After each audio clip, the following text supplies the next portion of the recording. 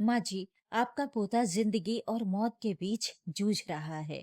आप बाद में कब आएंगी? जब हमें आपकी जरूरत नहीं रहेगी तब? जानकी जी ने उधर से बेहद रूखे और कटु स्वर में जवाब दिया। तो क्या नमिता, मैं अभी नहीं आ सकती? बस कह दिया मैंने। मेरा इन बच्चों के बिना मन नहीं लगता। मैं बाद में आऊंगी, जब मेरे हाथ पैर थक जाएंगे और मुझसे चला फिरा नहीं जाएगा। ये कहकर जानकी जी ने फोन काट दिया। जानकी जी के ये शब्द नमिता के कान में पिघले हुए शीशे की तरह उतर गए। कहते हैं कि रिश्ते मिट्टी के उस घड़े की तरह होते हैं, जिन्हें शुरुआत में सही आकार और पानी ना मिले तो वे वक्त के साथ सूख कर चटक जाते हैं।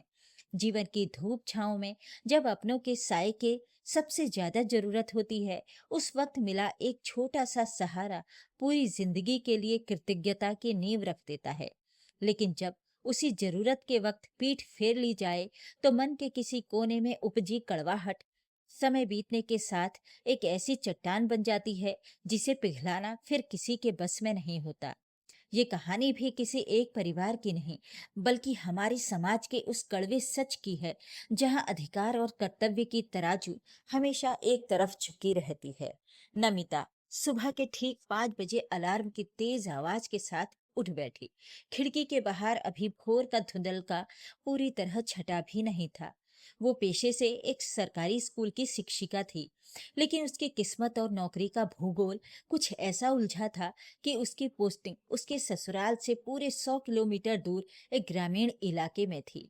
रोजाना का सफर, घर की जिम्मेदारियां और एक शिक्षक के रूप में अपनी ड्यूटी को पूरी ईमानदारी से निभाना, ये सब नमिता की दिनचर्या का हिस्सा बन चुका था। उसका पति ललित एक प्राइवेट कंपनी में ऊंचे पद पर कार्यरत था।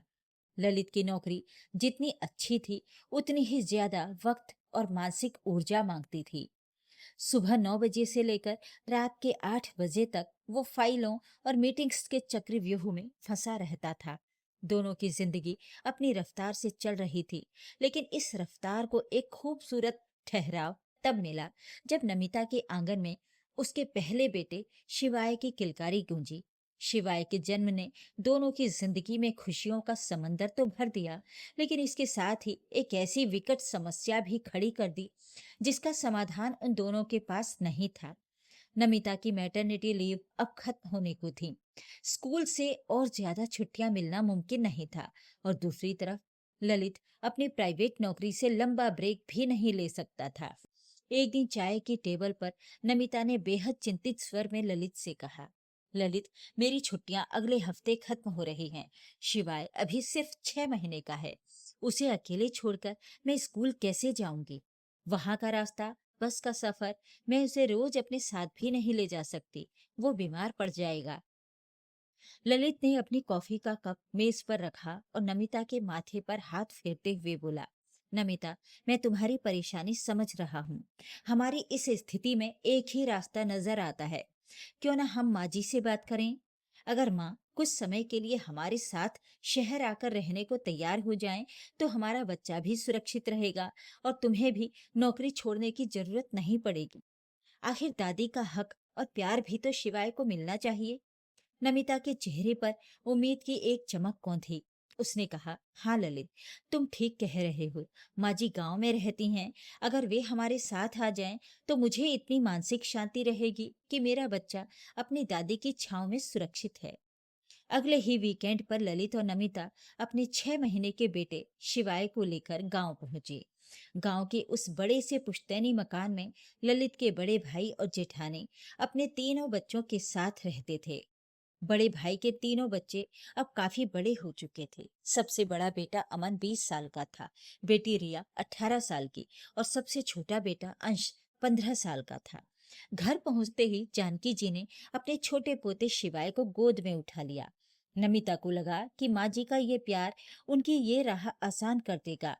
रात को खाने के बाद जब सब आंगन में बैठे, तो ललित ने बात शुरू की। माँ, हमें आपसे एक बहुत जरूरी बात करनी थी। ललित ने झिझकते हुए कहा। जानकी जी ने शिवाय को नमिता की गोद में देते हुए पूछा, हाँ बोल बेटा, क्या बात है? सब खैरियत तो है ना? ललित ने माँ के हाथ अपने हाथों में लिए और बेहद भावुक होकर कहा, माँ, नमिता की छुट्टियां खत्म हो रही हैं।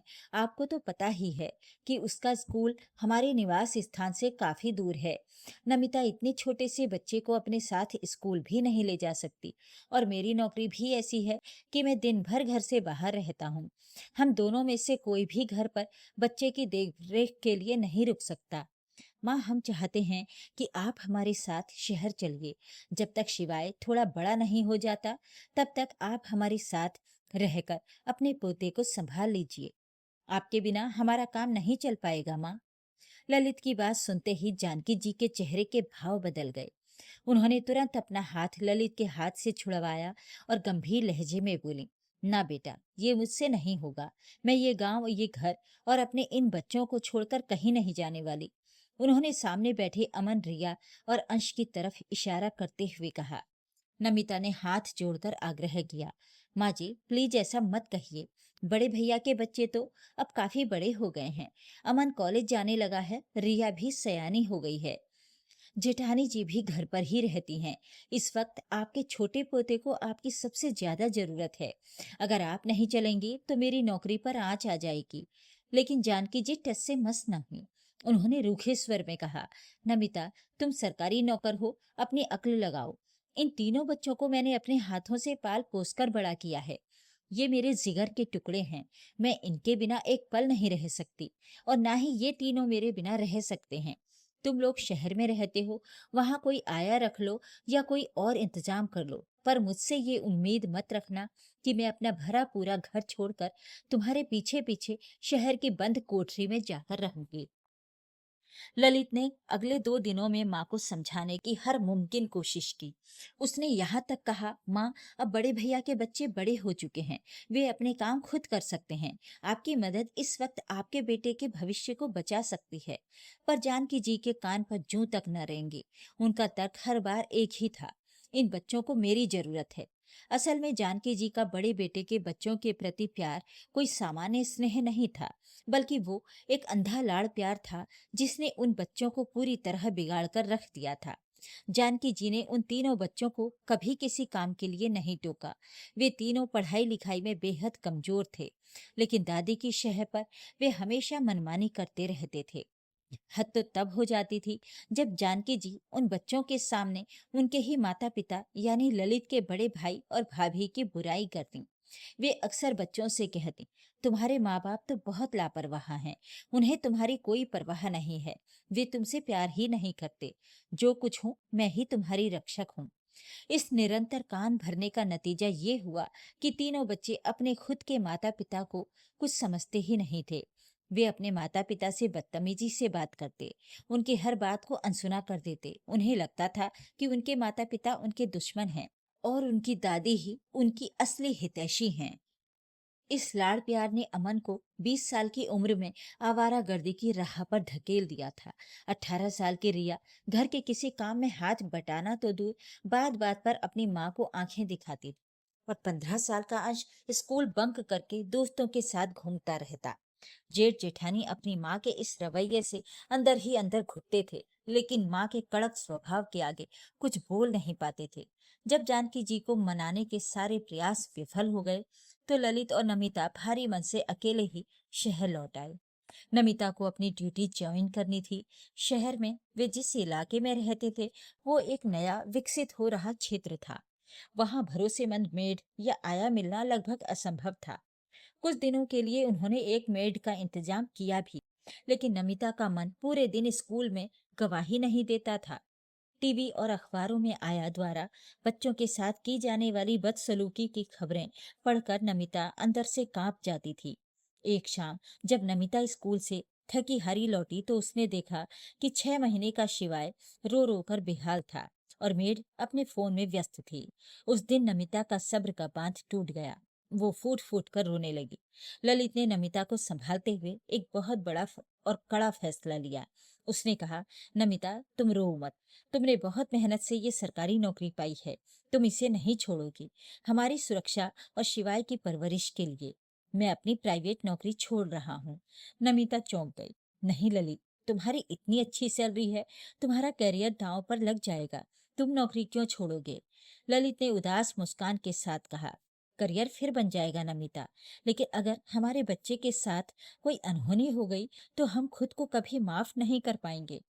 माँ ने हमारी स्थिति देखने के बाद भी मदद करने से इनकार कर दिया, तो अब हमारे पास इसके अलावा कोई विकल्प नहीं बचा है। उसी हफ्ते ललित ने इस्तीफा दे दिया। एक पढ़ा लिखा काबिल पुरुष अब घर पर रहकर बच्चे को संभालने लगा। हालांकि ललित ने यह फैसला अपने बच्चे के लिए लिया था, लेकिन समाज और रिश्तेदारों के तानों ने नमिता और ललित के मानसिक तनाव को और बढ़ा दिया था।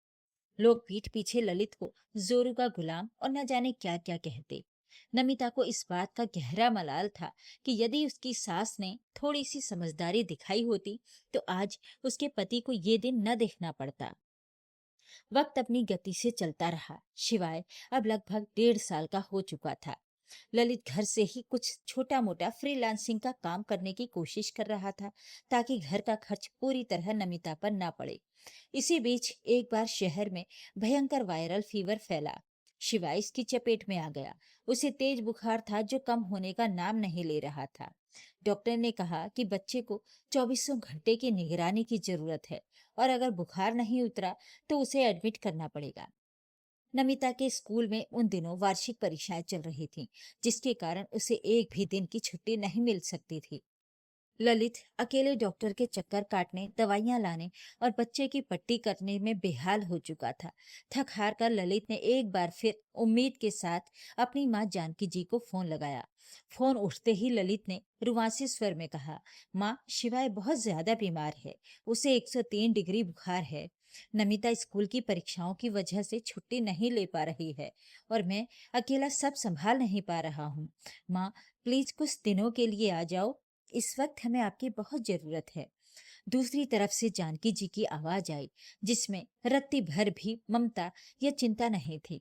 उन्होंने कहा, ललित, मैं अभी नहीं आ सकती। यहाँ अमन काम के सिलसिले में चिंता में चल रहा है, और रिया की भी तबीयत थोड़ी ढीली है। मैं इन बच्चों को इस हालत में छोड़कर नहीं आ सकती। मैं बाद में आऊंगी। ललित के पास बैठी नमिता सब सुन रही थी। उसने ललित के हाथ से फोन लिया और रोते हुए कहा, माँ जी, आपका पोता जिंदगी और मौत के बीच जूझ रहा है। आप बाद में कब आएंगी? जब हमें आपकी जरूरत नहीं रहेगी तब। जानकी जी ने उधर से बेहद रूखे और कटु स्वर में जवाब दिया, तो क्या नमिता, मैं अभी नहीं आ सकती। बस कह दिया मैंने। मेरा इन बच्चों के बिना मन नहीं लगता। मैं बाद में आऊंगी, जब मेरे हाथ पैर थक जाएंगे और मुझसे चला फिरा नहीं जाएगा। ये कहकर जानकी जी ने फोन काट दिया। जानकी जी के ये शब्द नमिता के कान में पिघले हुए शीशे की तरह उतर गए। नमिता का दिल जैसे पत्थर का हो गया। उसकी आंखों के आंसू सूख गए। उसने कांपते हाथों से फोन मेज पर रखा और ललित की तरफ देखा। ललित की आंखें भी शर्म और दुख से झुकी हुई थीं। वो अपनी माँ के इस क्रूर व्यवहार पर कोई सफाई नहीं दे पा रहा था। उसी रात नमिता ने शिवाय के तपते माथे पर ठंडी पट्टियां रखते हुए मन ही मन एक अडिग संकल्प ले लिया। उसने अंदर ही अंदर खुद से कहा, माँ जी, आज आपने एक तड़पते हुए बच्चे और बेबस माता पिता की गुहार को ठुकराया है। याद रखिएगा, समय कभी एक जैसा नहीं रहता। बुढ़ापे में जब आपको सच में किसी के सहारे की जरूरत होगी और आपके ये लाडले बच्चे आपका साथ छोड़ देंगे, तब नमिता भी आपके पास नहीं आएगी। मैं भी उस दिन आपकी सेवा करने से साफ मना कर दूंगी। कहते हैं कि समय का पहिया जब घूमता है तो राजा को रंक और रंक को राजा बनाने में देर नहीं लगती। नियति का न्याय बहुत खामोश लेकिन बेहद सटीक होता है। अगले कुछ वर्षों में नमिता और ललित के घर एक और बेटे का जन्म हुआ। अब दोनों ने जानकी जी से किसी भी प्रकार की उम्मीद रखना पूरी तरह छोड़ दिया था। उन्होंने अपनी परिस्थितियों से लड़ना सीख लिया था। ललित ने धीरे धीरे घर से ही एक छोटा सा कंसल्टेंसी बिजनेस शुरू कर लिया था, जो भगवान की कृपा से अच्छा चल निकला। नमिता की मेहनत और लगन से घर की आर्थिक स्थिति सुदृढ़ हो गई। दोनों बेटों शिवाय और उसके छोटे भाई को नमिता और ललित ने बहुत ही संस्कारी, अनुशासित और पढ़ा लिखा बनाया। बड़ा बेटा अब 15 साल का और छोटा बेटा 10 साल का हो चुका था। दोनों बच्चे पढ़ाई में अव्वल होने के साथ साथ अपने माता पिता का बेहद सम्मान करते थे। दूसरी तरफ गांव के उस बड़े मकान में परिदृश्य पूरी तरह बदल चुका था। जानकी जी का वो अंधा लाड़ प्यार, जिसने उनके पोते पोतियों को सिर पर चढ़ा रखा था, अब खुद उनके लिए और उस घर के लिए नासूर बन चुका था। अमन ने ना तो पढ़ाई पूरी की और ना ही कोई ढंग का काम सीखा। रिया की शादी जैसे तैसे एक मध्यम वर्गीय परिवार में कर दी गई, लेकिन अपने मायके में सीखे गए संस्कारों के कारण वो अपने ससुराल में भी खुश नहीं थी और अक्सर मायके आकर कलह करती थी। छोटा बेटा अंश किसी तरह एक मामूली सी नौकरी पाकर शहर चला गया और उसने गांव के घर से अपना नाता लगभग तोड़ ही लिया। जब अमन की शादी हुई तो घर में आई नई बहू ने आते ही अपना रंग दिखाना शुरू कर दिया। अमन अपनी दादी की शह पर अपने माता पिता को तो पहले ही कुछ नहीं समझता था, अब वो अपनी पत्नी के इशारों पर नाचने लगा।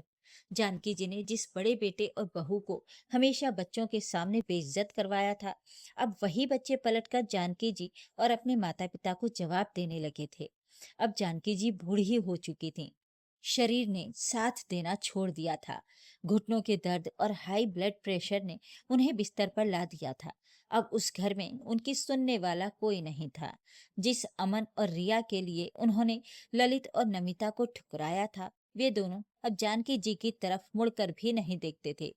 बड़े भैया और जेठानी, जिन्होंने सालों तक जानकी जी के ताने सहे थे, अब वे भी जानकी जी के साथ रहना पसंद नहीं करते थे। हालात ये हो गए कि जानकी जी को मुख्य मकान से हटाकर घर के एक कोने में बने दूसरे हिस्से के छोटे से कमरे में शिफ्ट कर दिया गया। वे दिन भर उस खाट पर अकेली पड़ी रहती और अपनी पुरानी गलतियों को याद कर रोती थीं। कभी बड़ी बहू तरस खाकर तो कभी पोत बहू थाली में दो सूखी रोटियां लाकर उनके पास पटक जाती। कोई उनसे बात करने वाला नहीं था, कोई पानी पूछने वाला नहीं था।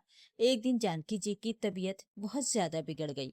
उन्हें तेज बुखार था और सीने में दर्द हो रहा था। उन्होंने तड़पते हुए अपनी बड़ी बहू को आवाज दी, बहू, जरा ललित को फोन लगा दे, मुझे उससे बात करनी है। बड़ी बहू ने चिढ़ते हुए फोन मिलाकर जानकी जी के हाथ में थमा दिया और वहां से चली गई। ललित ने जैसे ही फोन उठाया, दूसरी तरफ से हांफती और रोती हुई आवाज आई, मैं बहुत बीमार हूँ बेटा, यहाँ मेरी कोई सुध लेने वाला नहीं है। मुझे कोई पानी की बूंद भी नहीं पूछता। तू आ जा बेटा, तू मुझे यहाँ से ले जा, मैं तेरे पास रहना चाहती हूँ। ललित का दिल भर आया, आखिरकार वो बेटा था। उसने तुरंत कहा, माँ आप चिंता मत करो, मैं आ रहा हूँ। ललित ने फोन रखा और बहुत गंभीर होकर नमिता के पास गया, जो उस वक्त अपने छोटे बेटे को पढ़ा रही थी। ललित ने कहा, नमिता, माँ का फोन आया था। वो गांव में बहुत अकेली हैं और बहुत बीमार हैं। बड़े भैया और उनके बच्चे उनकी देखभाल नहीं कर रहे हैं। मैं सोच रहा हूँ कि मैं गांव जाकर माँ को यहाँ शहर हमारे घर ले आऊं। ये सुनते ही नमिता के हाथ से पेन छूट गया। वर्षों पुराना वो घाव, जो समय की राख के नीचे दबा हुआ था, अचानक फिर से हरा हो गया। नमिता की आंखों में एक अजीब सी तलखी आ गई। उसने खड़े होकर सीधे ललित की आंखों में देखा और बेहद शांत लेकिन दृढ़ स्वर में कहा, ललित, तुम गांव जाना चाहते हो, जाओ। उनकी खोज खबर लेना चाहते हो, लो। लेकिन उन्हें इस घर में लाने की बात मत करना। मुझे उनकी कोई जरूरत नहीं है और ना ही मुझसे उनकी सेवा की उम्मीद रखना। ललित ने हैरान होकर कहा, नमिता, तुम इतनी निष्ठुर कैसे हो सकती हो? वो मेरी माँ हैं, इस घर की बुजुर्ग हैं। नमिता ने एक कड़वी हंसी हंसते हुए कहा, मैं निष्ठुर हूँ ललित? जरा अतीत के पन्नों को पलट कर देखो। निष्ठुर मैं हूँ या तुम्हारी माँ थी? जब शिवाय 6 महीने का था, जब मुझे अपनी नौकरी बचाने के लिए और तुम्हें अपने कैरियर की आहुति देनी पड़ी, तब हमने कितनी बार उनके आगे हाथ जोड़े थे। तब क्या वो आई थी? जब शिवाय 103 डिग्री बुखार में तड़प रहा था और मैंने उनसे गिड़गिड़ाकर आने को कहा था, तब उन्होंने क्या कहा था, याद है तुम्हें? उन्होंने कहा था, मैं तब आऊंगी जब मेरे हाथ पैर थक जाएंगे। आज उनके हाथ पैर थक गए हैं ललित। आज नियति ने उनके शब्द उन्हीं के सामने लाकर खड़े कर दिए हैं। जब उन्होंने हमारे सबसे बुरे वक्त में हमारा साथ छोड़ दिया, तो आज मैं किस धर्म या कर्तव्य के तहत उनकी सेवा करूं? ललित निरुत्तर था, लेकिन उसका माँ के प्रति लगाव कम नहीं हुआ था। जानकी जी को ललित से हमेशा लगाव था, हालांकि वो लगाव उनके बड़े बेटे के बच्चों के प्रति अंधे प्यार से कम ही था। ललित और नमिता के बीच इस बात को लेकर कई दिनों तक तीखी बहस और लड़ाई झगड़ा हुआ। ललित ने पति होने के अधिकार और पारिवारिक मर्यादा का वास्ता देकर नमिता पर मां की सेवा करने का भारी दबाव बनाया। आखिरकार ललित नमिता की मर्जी के खिलाफ गांव गया और जानकी जी को अपनी गाड़ी में बैठाकर शहर ले आया। जब जानकी जी ने ललित के आलीशान और सुव्यवस्थित घर में कदम रखा तो उनका सिर ग्लानि से झुका हुआ था। नमिता ने उनका स्वागत किसी उत्साह या मुस्कान से नहीं किया, बल्कि एक औपचारिकता के साथ किया। उसने उनके रहने के लिए एक साफ सुथरा कमरा तैयार कर दिया था, लेकिन उसके व्यवहार में एक बर्फ जैसी ठंडक थी। जानकी जी ने देखा कि नमिता के दोनों बच्चे कितने संस्कारी हैं।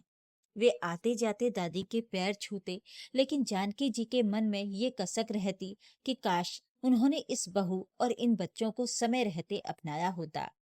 एक दिन दोपहर को ललित किसी काम से बाहर गया हुआ था। नमिता रसोई में जानकी जी के लिए खिचड़ी और दवाइयां तैयार कर रही थी। वो कमरे में आई और बिना कुछ बोले थाली मेज पर रख दी। जैसे ही नमिता जाने लगी, जानकी जी ने कांपते हाथों से नमिता का पल्लू पकड़ लिया। नमिता ठिठक गई, लेकिन उसने पलटकर नहीं देखा। जानकी जी की आंखों से आंसुओं का सैलाब बह निकला। उन्होंने रूंधे हुए गले से कहा, बहू, मुझे माफ कर दे। मैं अपराधी हूँ तेरी और अपने इस परिवार की। जिस अंधे लाड़ प्यार के पीछे भागकर मैंने तुम लोगों को ठुकराया, उसी लाड़ प्यार ने मेरे उन बच्चों को बर्बाद कर दिया और मुझे सड़क पर लाकर खड़ा कर दिया। आज मुझे समझ आ रहा है कि संस्कार क्या होते हैं और रिश्तों की असली कीमत क्या होती है। मैंने जो बोया था वही काटा। मुझे तेरी इस खामोशी से डर लगता है बहू। मुझे डांट ले, मुझ पर गुस्सा कर ले, लेकिन अपनी इस बेरुखी से मुझे मत मार। नमिता धीरे से पलटी। उसकी आंखों में भी आंसू थे, लेकिन वे गुस्से के नहीं, बल्कि उस दर्द के थे जो उसने सालों तक अकेले सहा था।